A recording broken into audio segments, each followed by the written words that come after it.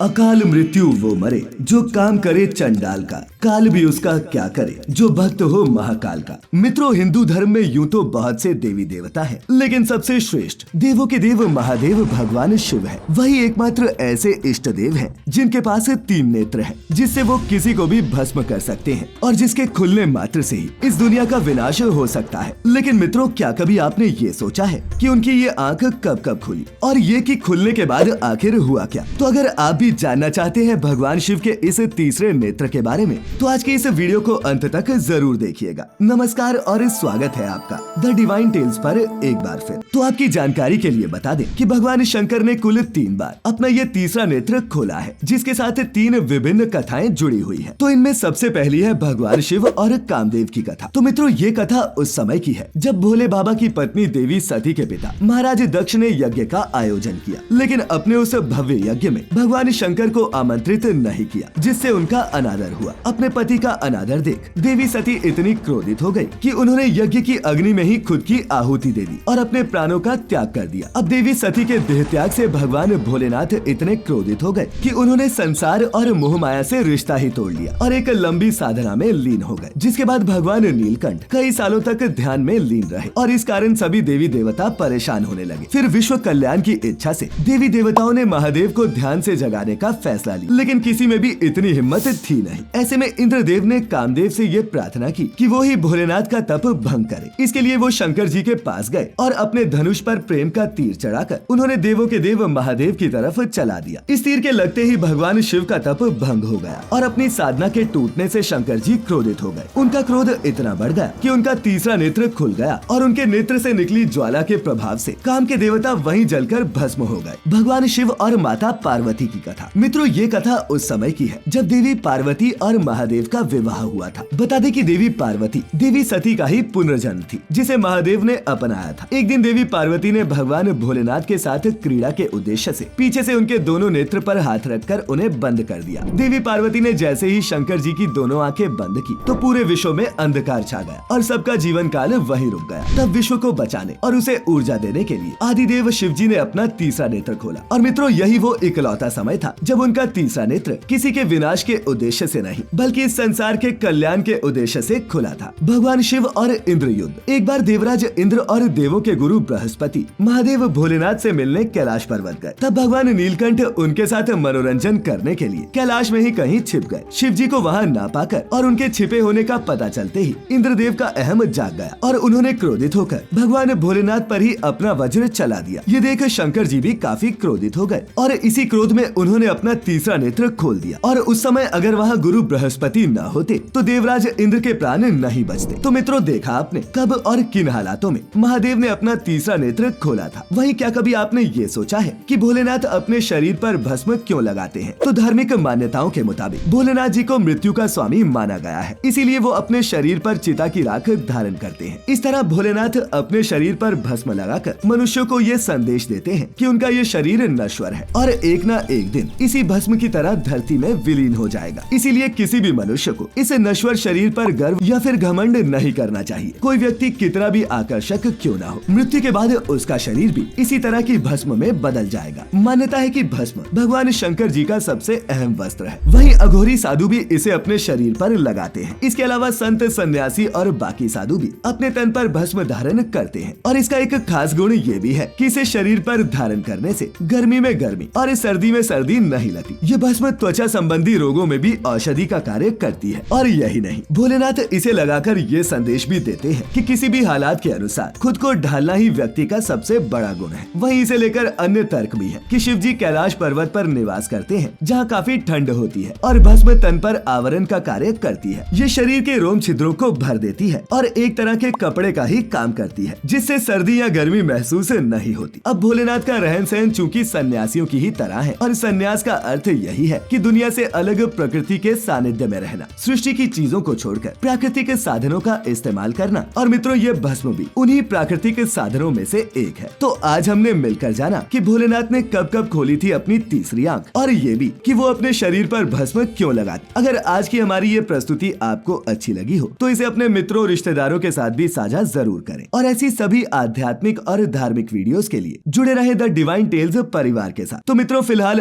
आज के लिए बस इतना ही। अब इजाजत दें, आपका बहुत बहुत शुक्रिया।